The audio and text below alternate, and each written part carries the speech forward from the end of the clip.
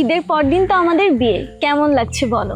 বিয়ে নিয়ে তো আমার খুব ভালোই লাগছে, কিন্তু আমার তো মনে হচ্ছে তুমি আমাদের বিয়ে নিয়ে সিরিয়াস না।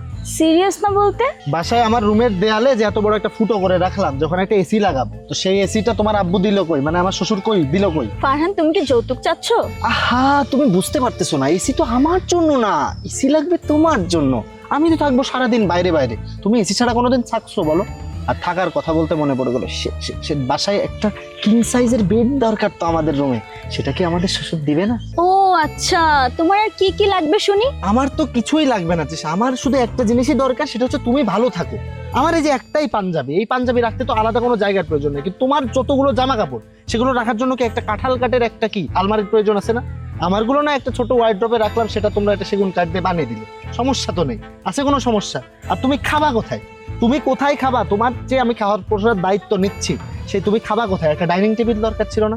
তোমার আব্বু আম্মু যখন আসবে, আমি আমার জন্য কিচ্ছু চাচ্ছি না, তোমার আব্বু আম্মু যখন আসবে সে কোথায় থাকবে, কোথায় বসবে, সে সোফা কোথায়?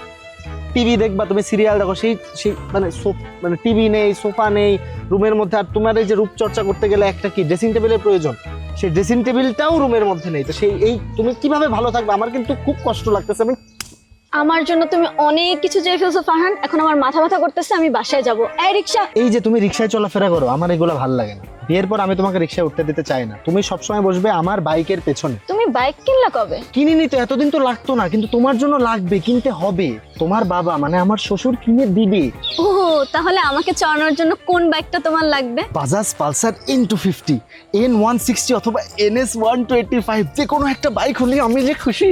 ও মানে তোমার জন্য আমি অনেক খুশি। এই যে বাইকগুলো, এই বাইকের মধ্যে যে কোনো বাইক কিনে দিলেই পাওয়া যাচ্ছে 10,000 টাকা পর্যন্ত ডিসকাউন্ট। আর এই যে টাকাটা বেঁচে গেল ডিসকাউন্টে, সেই টাকাটা দিয়ে একটা ঘড়ি আমাকে এখানে কিনে দেবে। আর এই ঘড়িটাও কিন্তু তোমাকে সময় দেওয়ার জন্য এই ঘড়ি, এগুলো এমনি না। শুধু এই 3টা বাইক না, কিন্তু বাজাজের যে কোনো জনপ্রিয় বাইক কিনলেই পাওয়া যাচ্ছে ডিসকাউন্ট। আমার কিন্তু একটা লাগবেই। আচ্ছা, তুমি কি আমাদের বিয়ে নিয়ে খুশি, না এত কিছু পাওয়া বলে খুশি? আমি সবকিছু নিয়ে খুশি, কিন্তু বাজাজে ঈদের খুশি জমবে আরো বেশি। আচ্ছা, সব বুঝলাম, তুমি আমাকে দেনমোহর কত টাকা দিবা?